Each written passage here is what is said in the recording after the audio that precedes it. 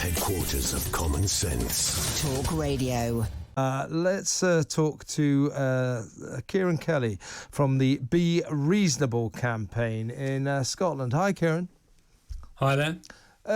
You get my point. It's difficult to sort of articulate this because no one is saying, for God's sake, let parents go around smacking their kids all the time. No one is saying that. It just makes me feel uneasy that the state is getting involved in an issue which will probably be some mum trying to sort of tap her kid across the bum or something, back of the knees, to say, don't run across that busy road. That kind of discipline that occasionally you need to hand out to a kid. So now that Wales is following Scotland and saying, Wales has said anyone caught doing this will be prosecuted, as if these mums and dads who smack their kids are some kind of super criminals. I think it just moves us more into a frighteningly illiberal society where the state thinks it's got the right to behave like this. And I would also ask the question, Ciaran, if it's so necessary, this law in Scotland and Wales, why is it not necessary in England? Yeah, well, I mean, I agree with pretty much everything you've said there. I think this is a clear example of state interference. Scotland have done it. Wales are on the verge of doing it. They passed the law a while ago. It's about to come into force. They've just issued guidance saying, if you see someone smacking their child, ring 999, call the police. Guidance has gone out saying, this is a criminal matter. And this is after they spent year after year saying, no, this isn't about criminalising parents. This is about changing behaviours. But we've said all along, be reasonable, you're going to criminalise parents. And of course, that's exactly what's about to happen in Wales and what's already happening in Scotland. There was no need for this because the law was being applied well. Abuse, let's be absolutely clear, abuse of children is illegal, right? And this isn't changing that. So the idea of we need some law to stop parents beating their kids is a nonsense. What this law is going to do in Scotland and in Wales is going to criminalise, as you say, the mum who is just trying to discipline their kid, make them realise that there's right from wrong, make them realise that there's safety things that they need to consider. And it was one Welsh minister a while ago put it in terms of any physical contact for the purpose of administering discipline. So you imagine the scenario where the busy mum is trying to get a kid into its child seat and what have you, and is restraining them. Well, that's you wouldn't do that to an adult. That's the argument.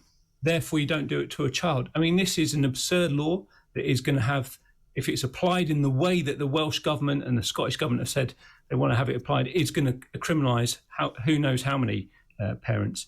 We were all brought up. We've done a bunch of polling on this, and it's sort of consistent.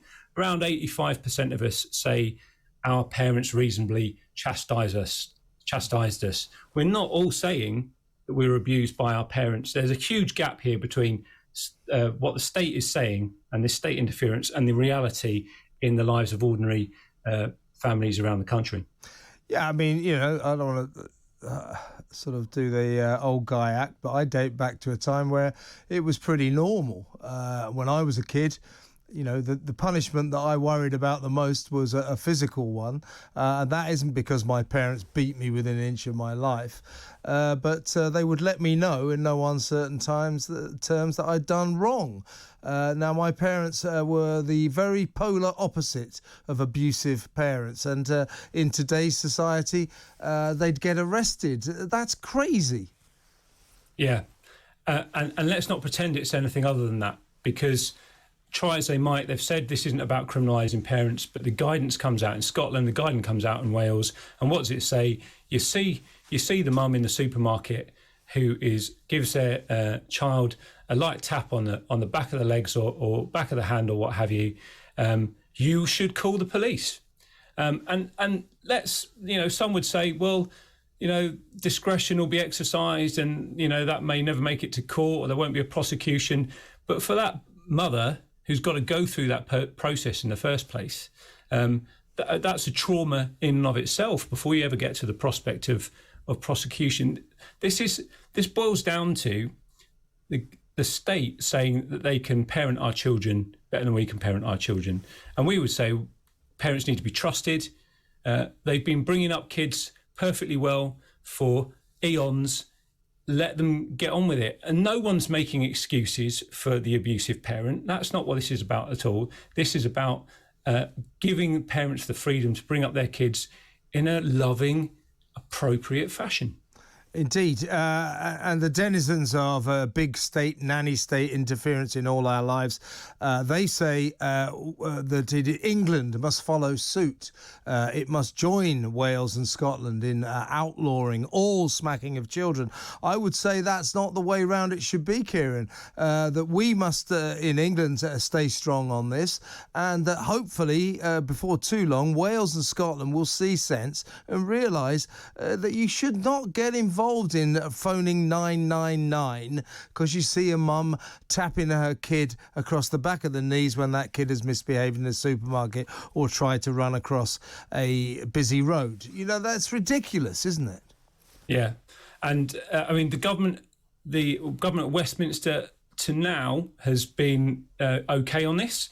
They've said that they don't think there's a need for a change in the law.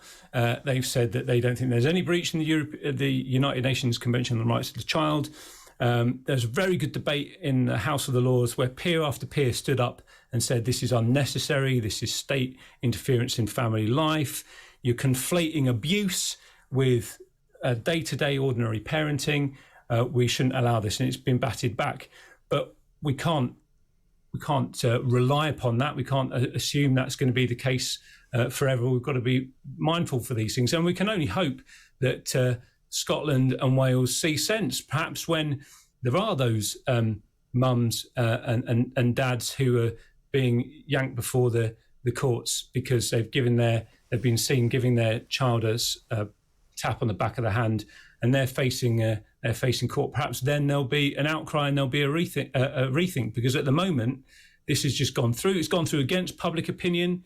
It's gone through with sort of price tags of £4 million in Wales associated with it, because you've got to resource the police, you've got to resource the judicial system to deal with all these extra cases.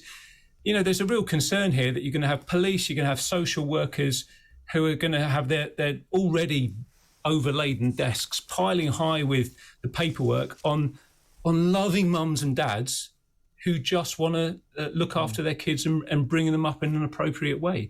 And then what's going to happen as a result of that, of course, as we all know, is that the real cases, the genuine cases of abuse, they're going to get lost in this mountain of paperwork, unnecessary paperwork. It's a very good point. We're going to be covering the story of Arthur Labinjo Hughes in just a moment, who was, of course, beaten to death by his father and his partner. And in the end, you're equating, or almost conflating, a parent who taps his kid or her kid around the back of the knees with the people who actually abuse kids in a very serious way, and that has to be wrong. With you all the way, Ciaran. Thank you so much. Good talk. Hot talk. Bold talk. Talk radio. Listen on your smart speaker. Watch it live on your smart TV. The world headquarters of common sense. Talk Radio.